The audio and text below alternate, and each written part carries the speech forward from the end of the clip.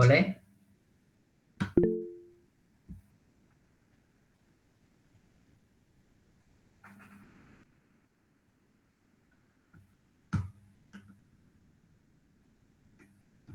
Aman nih, Di?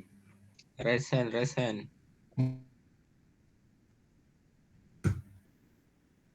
Bismillahirrahmanirrahim. Assalamualaikum warahmatullahi wabarakatuh dan selamat malam semuanya. Waalaikumsalam warahmatullahi wabarakatuh dan Waalaikumsalam selamat malam warahmatullahi juga. wabarakatuh. Izinkan saya sebagai moderator, sebagai moderator pada malam ini dari kelompok 4. Saya akan membawakan materi yang berjudul kinerja dan efisiensi mikroprosesor. Kami ada sekitar 6 anggota termasuk saya, yaitu akan menjelaskan materi yang akan kami bawakan pada malam hari ini. Di sini ada saya sendiri, Muhammad Tatar Ramadan, dan ada teman saya juga yaitu Farel Muslimin. Dan selanjutnya ada Mutmainnah, ada Ahmad Haikal Al-Farizi, dan ada juga Muhammad Agil Rafael Rauf, dan juga ada Rahmat Hidayat. Dan untuk pembawaan materi yang pertama itu clock speed. Untuk teman saya disilahkan untuk membaca materi pertama. Baik, saya akan membacakan materi tentang clock speed. Mikroprosesor menggunakan sinyal clock untuk mengontrol laju instruksi yang dijalankan, mengendalikan transfer data, dan menyinkronkan komponen internal lainnya. Jadi, clock speed mengacu pada kecepatan di mana mikroprosesor menjalankan instruksi. Next. Adapun bagaimana clock speed bekerja, yaitu siklus clock, yaitu proses bekerja berdasarkan siklus clock yang diatur oleh jam internal komputer. Yang kedua, operasi dalam siklus, yaitu selama setiap siklus miliaran transistor di dalam prosesor membuka dan menutup untuk menjalankan perhitungan yang terdapat dalam instruksi yang diterima. Yang ketiga yaitu pengukuran. Kecepatan ini diukur dalam satuan Hertz dengan gigahertz yang berarti 1 miliar siklus per detik atau megahertz untuk 1 juta siklus per detik. Baik, saya kembalikan kepada moderator. Oke, itu dia pembawaan materi yang pertama kita yaitu clock speed yang dibawakan oleh teman saya sendiri yaitu Mutmainnah. Nah, untuk pembawaan materi yang kedua yaitu adalah jumlah core dan akan dibawakan oleh teman saya itu Muhammad Farel. Baik, terima kasih atas waktunya moderator. Core itu adalah dalam mikroprosesor adalah jumlah unit pengoperasian independen atau prosesor inti yang terdapat dalam sebuah chip prosesor.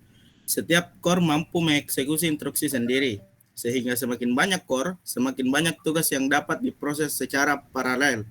Dan adapun jenis core, single core, satu inti, semua tugas bergantian. Dual core atau dua inti, dua instruksi sekaligus. Core 4 inti yang bisa multitasking dan aplikasi berat. Dan yang keempat itu octa-core 8 inti umum di smartphone dan PC modern. Dan yang terakhir itu 16 sampai 32 core yang bisa server, workstation, dan superkomputer. Dan yang terakhir itu ada pengaruh jumlah core. Yang pertama itu multitasking lebih lancar dan aplikasi multi-threaded lebih cepat, atau video editing, rendering, dan gaming. Dan yang ketiga itu ada efisiensi daya yang beban kerja dibagi rata. Baik, terima kasih. Saya kembalikan kepada moderator. Oke, itu dia materi kedua dari kelompok kami itu jumlah core yang dibawakan oleh saudara Farel.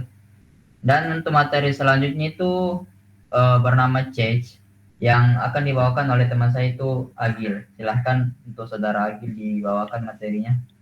Oke, terima kasih atas kesempatannya. Dan sini saya akan menjelaskan tentang cache.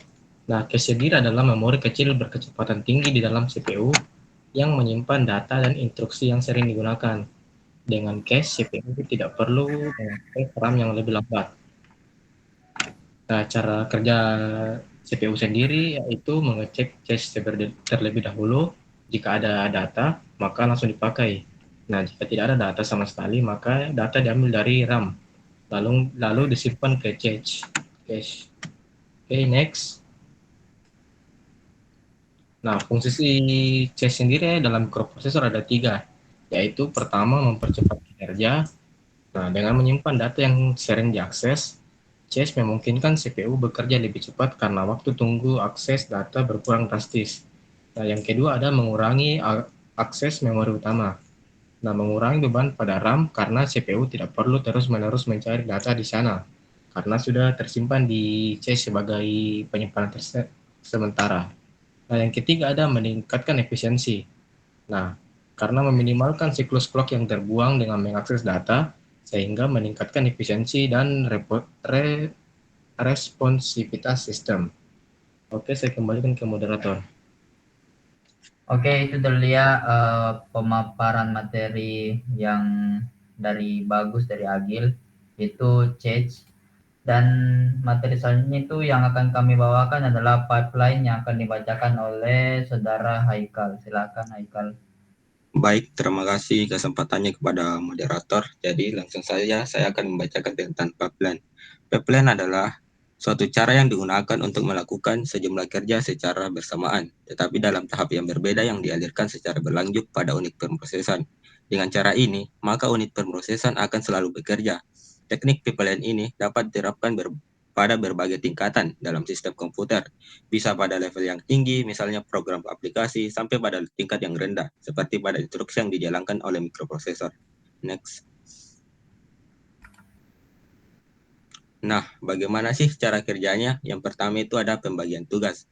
Proses instruksi dipecah menjadi beberapa tahap kecil, misalnya fetch, decode, dan execute, sehingga lebih mudah dikelola. Dan yang kedua ada unit fungsional. Setiap tahap dikerjakan oleh unit pemrosesan, berbeda yang saling terhubung secara berurutan. Yang ketiga ada eksekusi paralel. Satu instruksi pindah ke tahap berikutnya, instruksi baru dapat masuk ke tahap awal. Akibatnya, beberapa instruksi dapat dikerjakan secara tumpang tindih. Nah, yang terakhir ada peningkatan throughput. Dengan metode ini, jumlah instruksi yang selesai dalam satuan waktu yang lebih banyak, sehingga proses bekerja lebih efisien dan cepat. Selanjutnya saya kembalikan kepada moderator. Oke, untuk materi yang dibawakan oleh Haikal, yaitu pipeline, sangat bagus tadi. Dan akan melanjutkan ke materi selanjutnya itu CPU desktop yang akan dibawakan oleh Rahmat. Silahkan. Baik, terima kasih atas kesempatan yang diberikan. CPU desktop adalah proses yang digunakan pada komputer pribadi untuk pekerjaan sehari-hari, multimedia, gaming, hingga produktivitas berat. Prosesor ini memiliki clock speed tinggi, jumlah core cukup banyak, serta cache besar yang membuat kinerjanya cepat dan responsif. Konsumsi dayanya tergolong sedang sehingga membutuhkan sistem pendingin yang baik. Next. Yang kedua yaitu CPU mobile. CPU mobile digunakan pada perangkat portable seperti laptop, tablet, dan smartphone. Fokus utamanya adalah efisiensi daya agar baterai lebih awet. Biasanya memiliki clock speed lebih rendah dibanding desktop. Jumlah core lebih sedikit dan memanfaatkan arsitektur hemat energi seperti Big Little. Dengan begitu, CPU mobile dapat menyeimbangkan performa dengan konsumsi daya rendah. Next. Yang ketiga yaitu server. CPU server dipakai di pusat data dan sistem berskala besar seperti server web, database, dan cloud computing. Prosesor ini memiliki jumlah core sangat banyak, cache besar seperti pipeline yang dioptimalkan untuk multitasking dan throughput tinggi. Konsumsi dayanya besar sehingga memerlukan pendinginan khusus dengan tujuan utama stabilitas, keandalan, dan kemampuan menangani beban kerja masif. Next. Baik, saya kembalikan kepada moderator. Oke, itulah materi terakhir dari kelompok kami. Karena selanjutnya itu adalah kesimpulan yang artinya sekarang sudah masuk di sisi tanya jawab. Dan apabila ada teman-teman sekalian yang belum jelas tentang materi kami atau ada yang ingin ditanyakan atau penasaran dengan materi kami, silahkan saya akan beri waktu sekitar 1-2 menit ke depan. Terima kasih.